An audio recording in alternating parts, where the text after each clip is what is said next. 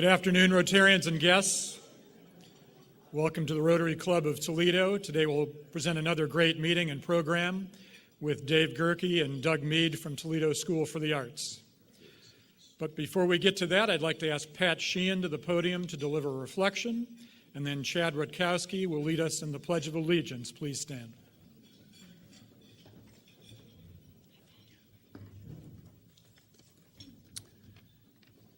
Let us pray. Dear God, thank you for this beautiful fall day in Toledo and all its blessings. We thank you for bringing Doug and Dave from the Toledo School of Arts to us today. We pray that you provide vision and wisdom to Doug, Dave, and their team in educating our children. We also ask that you guide our club to better provide support to Toledo area youth. Please bless our fellowship today. We give thanks for the dedicated staff of the Park Inn who week after week greet us with a smile and prepare wonderful meals for our Rotary Club. Please bless this food to the nourishment of our bodies in your service. Amen. Amen. To the flag of the United States of America and to the republic for which it stands, one nation, under God, indivisible, with liberty and justice for all. Thank you, Pat and Chad. As we begin today's meeting, I'd like to thank and acknowledge this month's sponsor, SSOE. We do not have any visiting Rotarians today, but if you otherwise have a guest or visitor with you today, if you would please go to the floor mic to introduce them.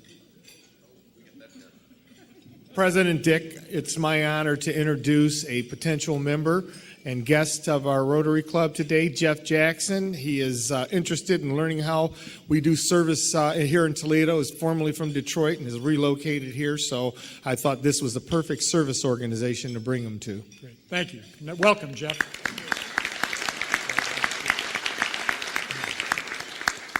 President Dick and my fellow Rotarians, it's my pleasure to introduce to you Pat Appold. Pat has been a long-time wonderful friend of mine. Many of you, I'm sure, know her. Pat and her husband Jim own multiple businesses in downtown Toledo, and Pat is also a former Rotary Club of Toledo member. Welcome, Pat. Nice to have you here. Now would be a great time to check into social media to let everyone know you're at the Rotary Club of Toledo meeting.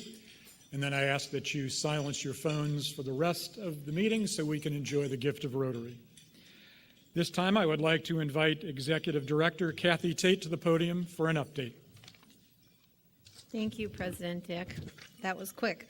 So I wanted to talk to you a little bit about the Rotary office and you as members.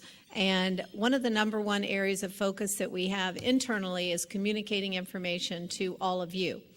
So we have about, I think, a 35% reader rate on our weekly spoke, which goes out in two formats. It goes out in the one that comes to you as a PDF in your email, and the one that goes out later in the evening, which is more user-friendly for your phone because you don't have to click on a PDF, and it just gives you the highlights of what's in the spoke. And I think it works well for most everyone. But one, I'm always open to receiving any input that you have. But what I wanted to share with you today, because I asked Emily, and I'm very grateful to her and her skill sets because I don't have these skill sets or have the time for them. But on the front page of the spoke, and this is for those of you that looked at it, I think a lot of people look at the front page of the spoke because it's got the upcoming program and it's got meetings and those kinds of things, but there is some important information within the spoke, and we're trying to make it easy for you to navigate to get in there. So I asked her if she could, I'm going to use the Blade as a reference because they have the news slide. So when I get that in my inbox, there's a picture, I click on it. If I want to read that story, it just takes me to that story, and it's really nice. And then that's all I want to look at, or I might want to look at other things.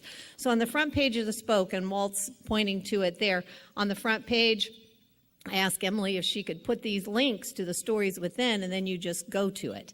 And then you could just read that story and then go back to the home page. So it works really sweet. What I found out was that If I'm in Chrome and I hit the back button, it takes me back to the PDF, which is not what I wanted. So I don't know if any of you experienced that.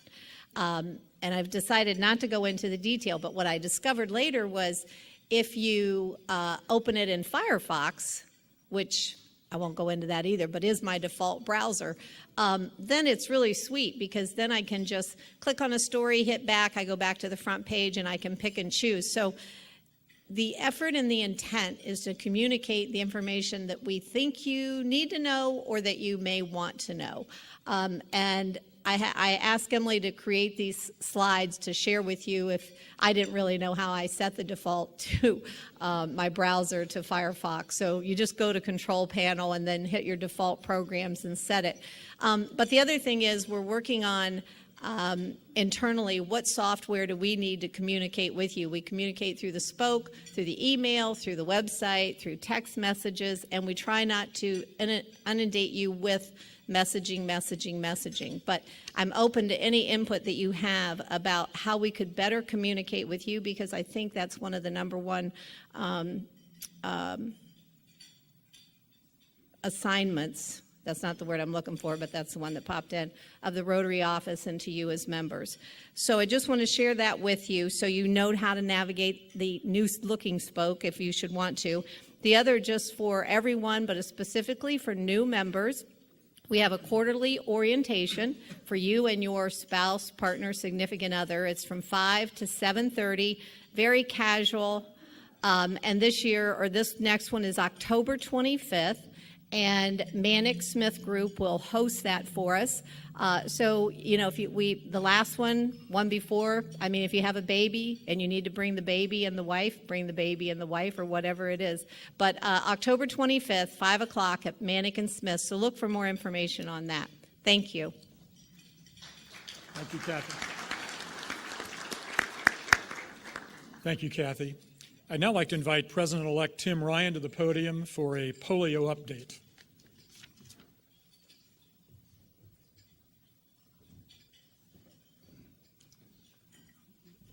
Thank you, Dick. Hello, Rotarians. Hello, Tim. Hello, Tim. I have a goal, and it's a big one. I want to stop thinking and talking about polio, and I'd like to do it as soon as we possibly can.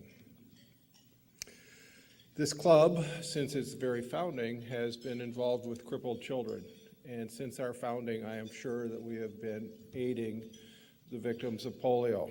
And my task here today is to talk about what our status is, and I'm going to feed you some numbers which can be very boring, but they're very important and they're accurate up to last Thursday. Year to date, in the whole world, all of it, we have 18 cases of polio in the whole world. That's amazing.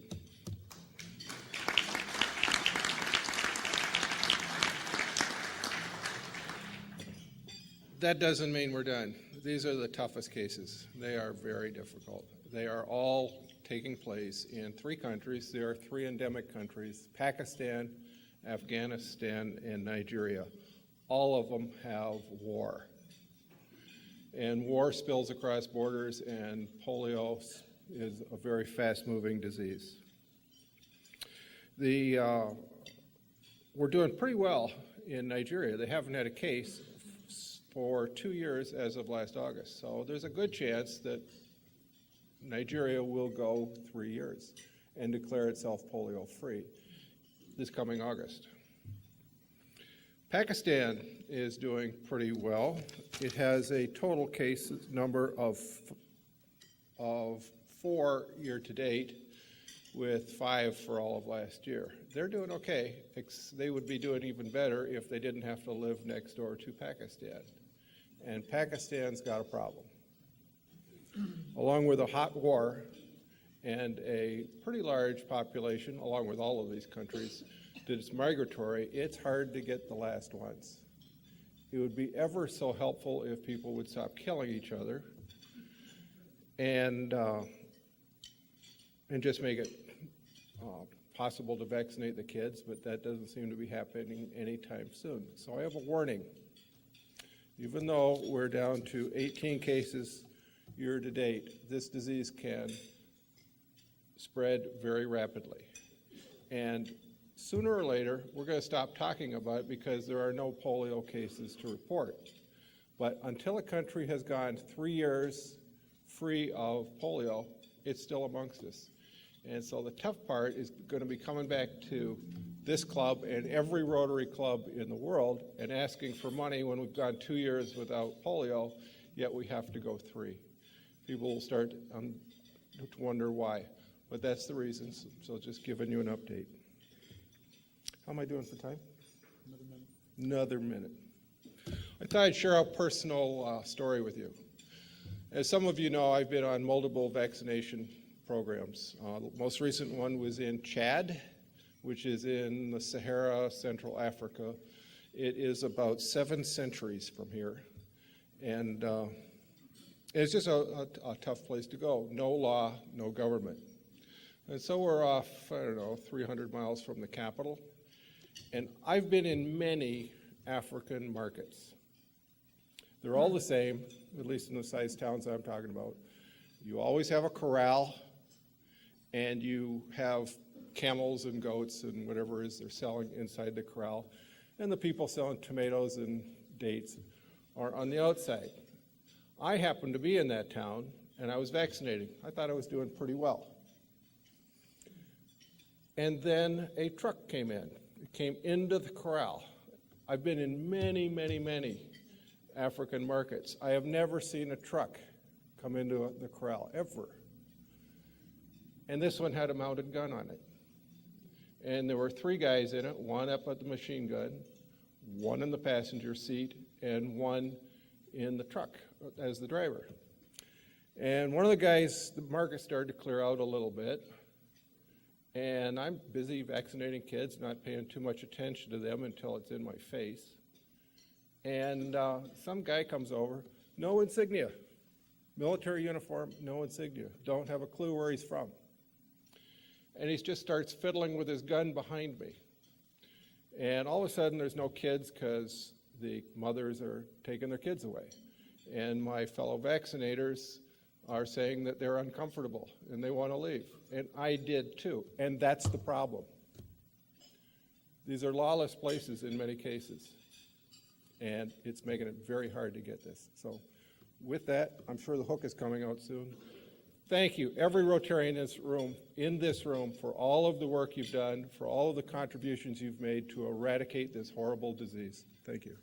Thank you, Tim. Appreciate it. Thank you very much, Tim, for the update. If you want to check your latest Rotarian magazine, there's it's devoted to polio eradication and really great explanation about how you have to go about to eradicate the disease. So I recommend that to you. And it's a perfect segue to Polio Plus at the Pub, which is this Wednesday. And that's our fundraiser and event to raise awareness at the Paula Brown Shop downtown on Monroe Street. We have several people signed up to go, but we can take on many more. It's only $10, great food from Side on Lebanese Grill, entertainment from Rotarians, and just a wonderful event at the Paula Brown Pub. So please, if you want to tell me, Emily, or Kathy after the meeting, you'll be there, or if you just want to show up Wednesday, 5 to 7:30, it'll be a great event. I want to take the time also to congratulate the 20 under 40 winners last week. We had 16 Rotarians, Toledo Rotarians nominated, out of 250 people nominated. We have 2 of the winners from Toledo Rotary, Rob Crane and Dave Zink. So I want to congratulate those 2. I'm not sure.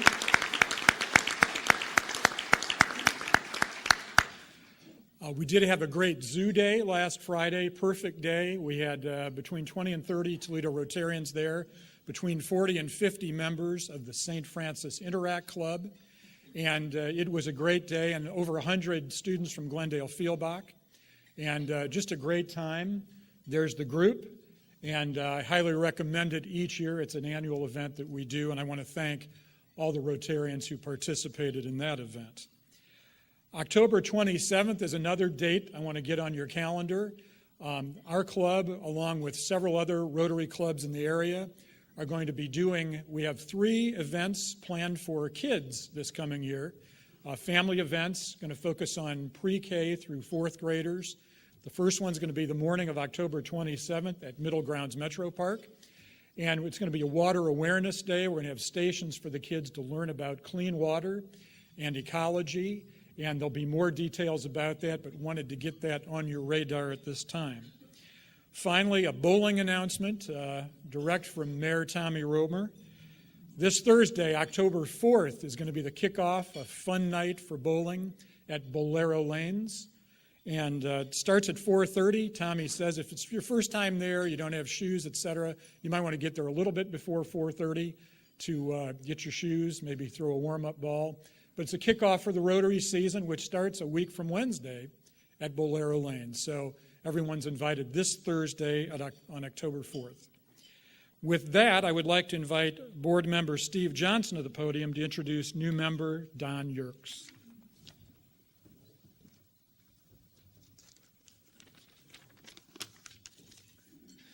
President Dick and fellow Rotarians, it's my pleasure to introduce our newest member, Don Yerkes. I've known Don for the last 10 years. He's a very humble, genuine person that I'm proud to call a friend. Don's roots come from Detroit. He has a BA degree from Taylor University and an MBA from Indiana. Don and his lovely wife, Ellen, have lived in Sylvania for the past 32 years, have 2 grown children and 2 grandchildren. Don attends Bethany Community Fellowship Church and is an active member there. He started his career in the rail industry and worked here in Toledo for Dunbar Mechanical for the past 28 years as their Director of Marketing and Business Development.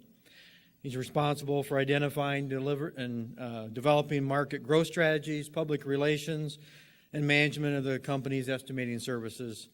He's been an integral part of quadrupling the annual revenue of the company and their recently announced acquisition by Limbach Holdings. Don's a very active member in the construction and mechanical industry, is a member of multiple organizations, and has held leadership roles with many of them. He's a former member of the Sylvania Rotary, where he's a Paul Harris Fellow. He's an avid Detroit Tigers and Mud Hens fan, loves photography and model railroading. Going a bit off script, I dug a little bit deeper into Don's interest and his passions. Found out he's also an avid history buff. He's been around quite a while, so not sure which events he actually took part in or which ones he just read about. And there's not a museum that Don doesn't like. I understand he's been known to travel hours out of his way to see things like the world's biggest ball of rubber bands, the largest golf tee, and other similar national treasures. He has a working mower dating back to the 1960s and likes to reminisce about old head radio shows. And for those of you that are younger, that predates TV. Let's give Don a warm Rotary welcome and look forward to having him involved in our club and bring his time and talents. Thank you.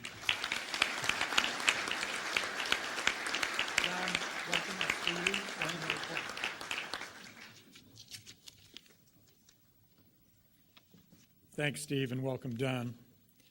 This time I'd like to invite Foundation Trustee Judy Lebb to the podium to present a grant check to Darcy Downey, Regional Director of Prevent Blindness, Ohio.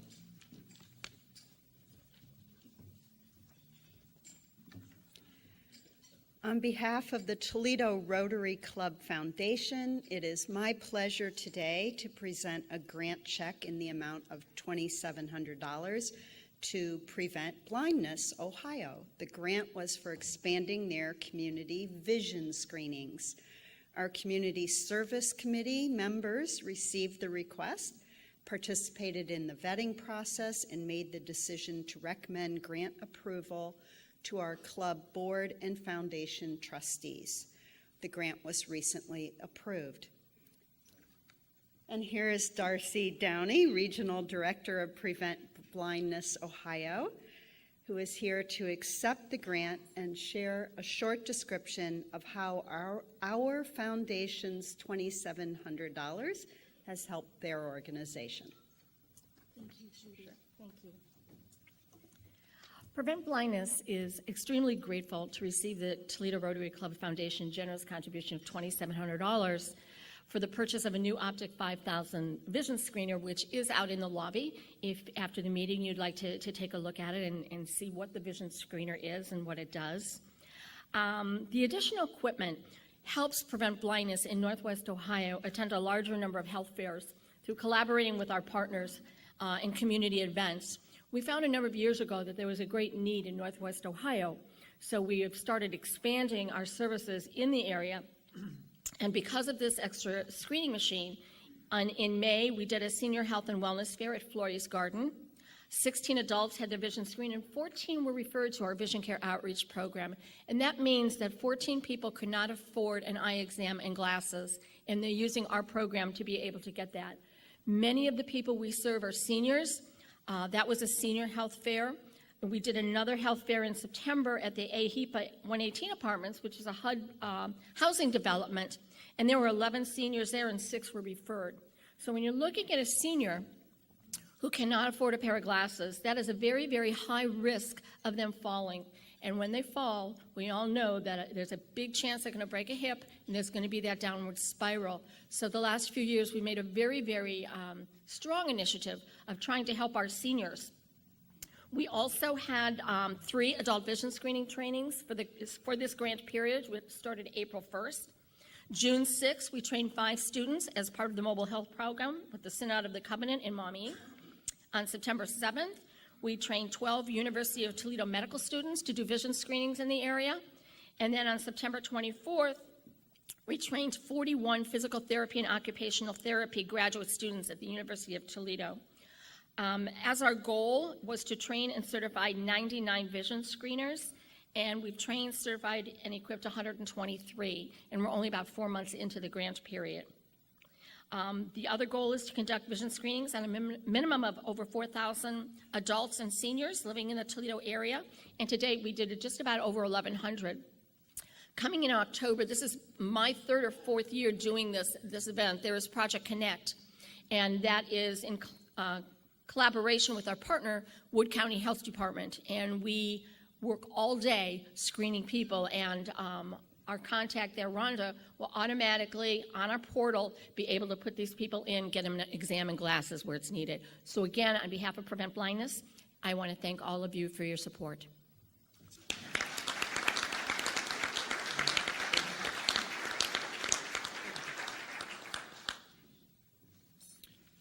Thank you both.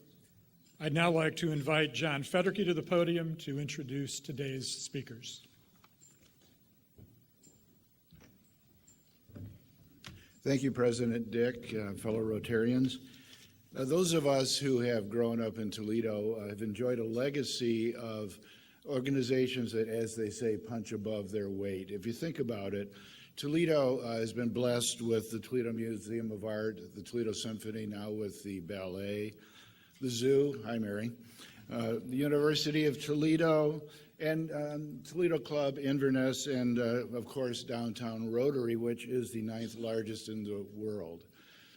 Today, we in the business community and living in Toledo as we do are stewards, as I see it, of some equally important institutions such as the National Museum of the Great Lakes, Bill, Imagination Station, the Mud Hens and the Walleyes, of course, the Boys and Girls Club, the Library of Metro Parks, the Opera, and today's speakers represent another pillar of our community, the Toledo School for the Arts. And I really believe that. When I am a trustee of the organization, and Marna Ramnath, who is president, is here, and I'm sure she would agree. One of the things that really strikes me about going to that building is the energy, because the kids want to be there. They're excited, they're creative, they're involved. And I think there's a secret in that sauce. And so today we're going to learn about it from Head of School Doug Mead, Director of Development Dave Gerke, watch your wallets, and Dave Sager, who is Director of the Creative Area. So please, let's welcome them to the podium.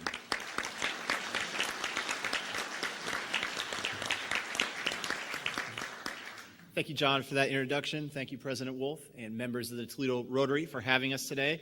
We are humbled and excited to be able to present a little bit of the TSA story with you. As John said, my name is Doug Mead. I'm the director for Toledo School for the Arts, and this year marks our 20th anniversary season. And what began as a small upstart in 1999 has now blossomed into what we think is one of the most successful charter school experiments in the country.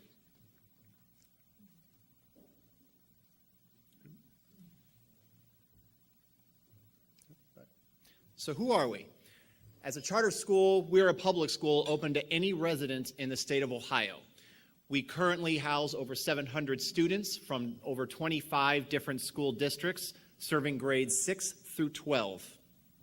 We also employ over 90 faculty and staff, and along with those faculty and staff, as well as our students, are engaged in over 150 events a year, which makes us one of the premier providers of arts and culture in the Toledo area. What makes us different? We believe that arts education and academic education are not mutually exclusive. During the past couple years, we've received several accolades. We've now been twice rated as the top charter school in the state of Ohio. We are one of 7 schools to be given a Governor's Award for Innovation, and just recently recognized by the organization Great Schools as one of the top college preparatory institutions in the state. We believe that arts make for a more complete human being and allow for our students to better connect with their material in the classroom. I will now have Mr. David Sagers, who is one of the founding fathers of our school and our current artistic director, talk to you a little bit more about our programming.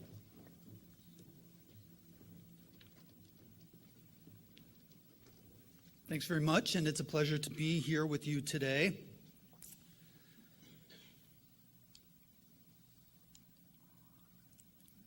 This will work eventually. Then it worked too well.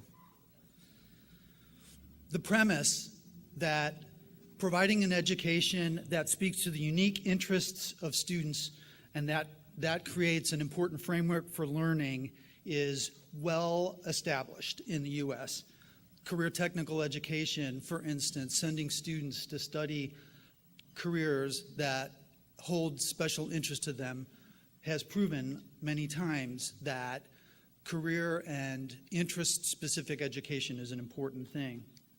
At the Toledo School for the Arts, there are 5 broad disciplines of the arts that our students study: music, dance, theater, visual arts, and creative writing. But I would also like to point out that our students spend the day with us. They do all of their academic studies at our school as well, which is one of the reasons, plus the important impact of appealing to a student's unique interests, that our students are so well prepared for college and life. We strive for the highest possible quality, often at a very professional level, sincerely a professional level. There's students at our school that work more than I do, and I'm a professional musician. And we create opportunities for authentic experiences. Performances that attract an audience as destination events and put students' work into real-world environments. This is a sculpture that was created by one of our students with QSI, a fabrication company in White House. It was a winner of the Gibsonburg Park Sculpture Contest this year. He was a junior when he did that. We believe that expectations drive accomplishment. We expect our students to work at the very highest possible levels, and they are eager to do so. This is a freehand pen and ink drawing by Zach Miller, who is now studying at Bowling Green State University in graphic design. Our students perform and appear regularly throughout the community. That provides the dual advantage of providing authentic experience. Students innately know the difference between the work that they're asked to do just for school and the authentic experience of being in the community and being responsible for the work that they present. And it also has the effect of promoting the school's accomplishment and increasing our visibility in the community. This includes a wide range of activities like our annual fashion show. These students will put together whole collections of 10 or 12 pieces, individual designers, and that also includes our Glass City Steel Drum Ensemble, our Urban Jazz Ensemble, string quartets, rock bands, even pageant puppets, which we send to parades. It also includes programs like our partnership with the Toledo Museum of Art on teen apprentices, students that work with the museum to create programs that bring teens to the museum specifically for teen-related activities, and also with the Toledo Symphony, who provides an extensive private lesson program to our students. Essential to the TSA learning environment is the integration of arts and academics. Teachers are expected to regularly present lessons that accomplish that, while arts are integrated throughout the student's day and year. This was a joint project, large tableaus that combined the work of local artist Danny Herrera and 7th grade science teacher Morgan Ramsdell, that are beautiful pieces. They were actually on display at the Toledo Zoo for about a year and then came back to our school, where we're very proud to display them. It also includes projects like the Memory Project. In this case, photos of orphans from various countries, a different country each year, are created by students in one of our art classes.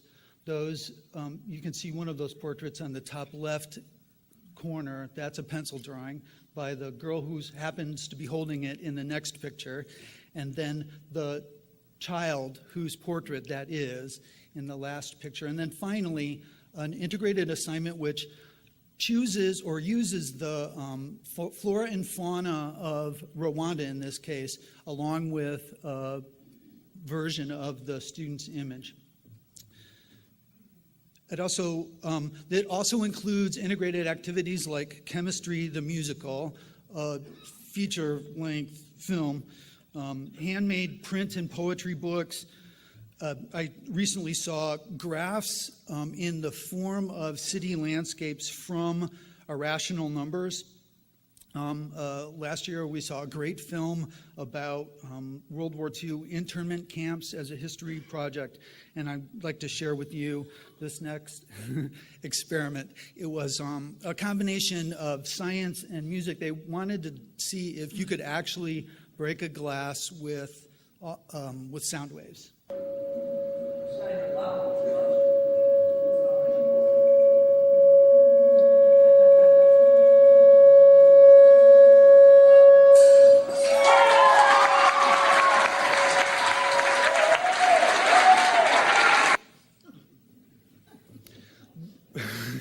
It's funny, isn't it?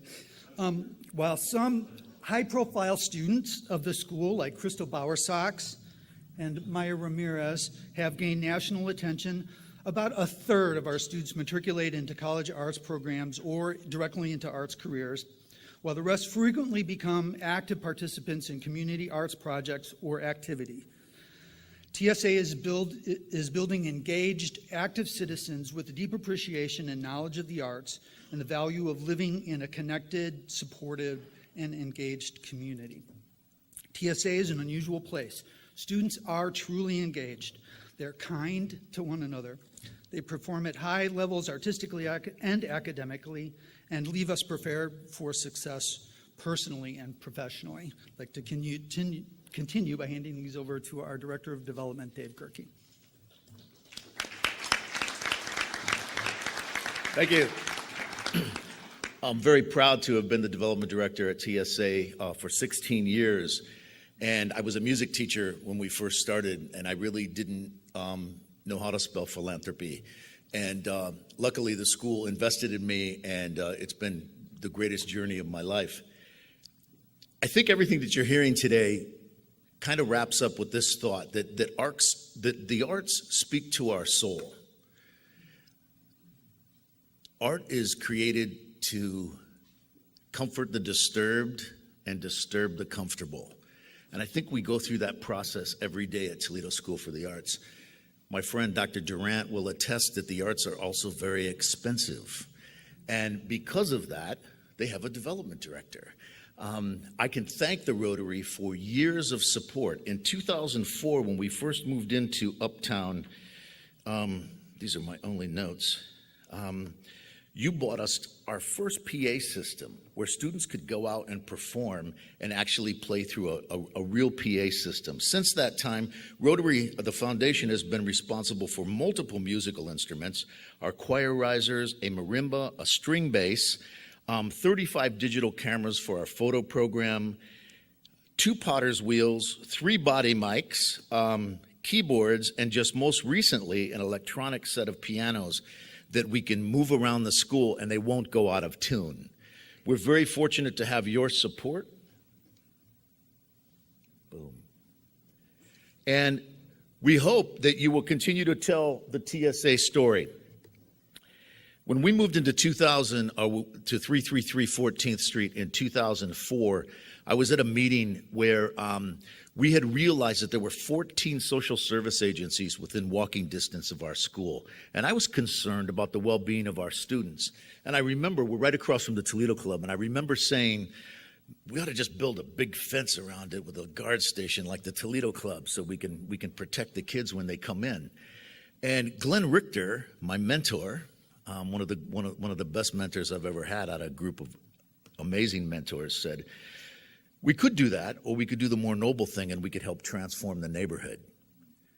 And we took that to heart. We joined the Uptown Association. We were very active in that organization. Dr. Mead still serves with that organization.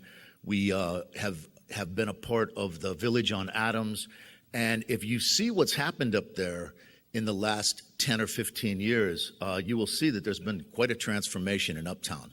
We hope to be a part of that, continue to be a part of that transformation, and actually take it to yet another level. We hope that we'll break ground in 3 years on a project that is kind of tied to our past. Our building 100 years ago this year was built as a Willys Overland finishing shop for domestic cars. And the bottom was a showroom. If you look at the right-hand side of the photo, that's Adams Street. 14th Street is across there. The building currently looks like this. We hope to open that up and create a community portal. And that community portal will allow us to show student work, have access to our gallery, have a retail area where students drive that program and all the work that they do there. We would like to have an additional staircase to make the building safer. We would like to add 6,300 square feet, which will allow more classroom space. We currently have a waiting list that ranges between 200 and 300 students a year for the last 5 years. We hope to be able to accommodate a few more of those. And we would also like to add an additional egress from our basement to yet again make the building safer. So that's kind of where we're going. And we just hope that you'll, how does that happen? Like I'm just talking about. Are you doing that? That's amazing. I'll just sit this down here. We hope that you'll continue to support us and keep telling this story. Please come and visit. We do these amazing things called First Friday. They're a little open house. If you come in and see the energy and the reason that the kids are there and the reason that the staff is there, you will understand how important the arts are to Toledo School for the Arts and to our community. I'll turn it over to Dr. Mead for questions now. Thank you.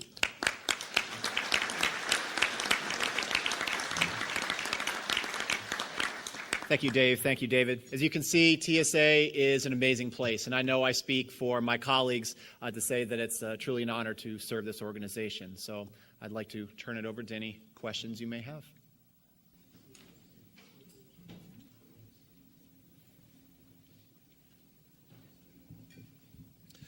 Just 2 quick questions. Where was the TSA originally located before you moved to 14th Street? I'm not remembering. Actually, we were originally located in the old C-Corps building. So we moved into the new building in about 2004.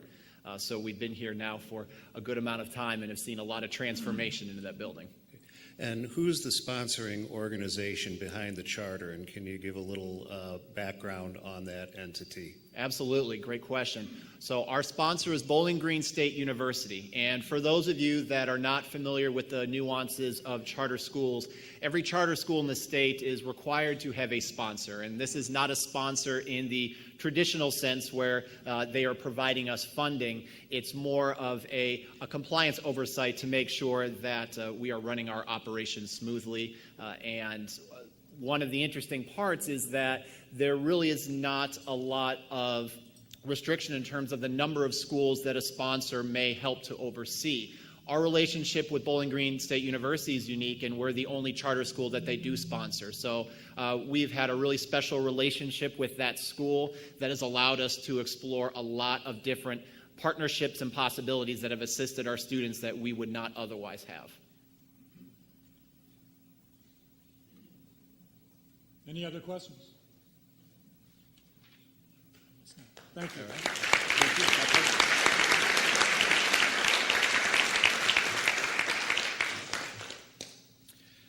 Thank you, Dave, Doug, and David, for today's great program. To show our appreciation, our Toledo Rotary Club Foundation will make a donation in your names to the Rotary International Polio Plus Fund to help eradicate polio.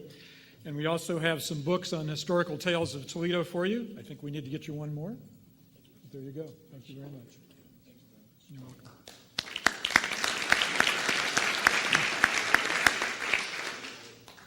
Steve, thanks again for introducing Don into Toledo Rotary. And Don, welcome again. We look forward to your involvement. There is no meeting next week because of Columbus Day.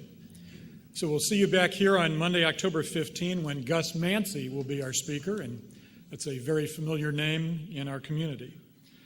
There are no committee meetings scheduled for today. Past President Chuck Mann is out today, and boy, looking at the time, he probably would have been encouraged to do about 10 minutes of stand-up, but he did leave me this message.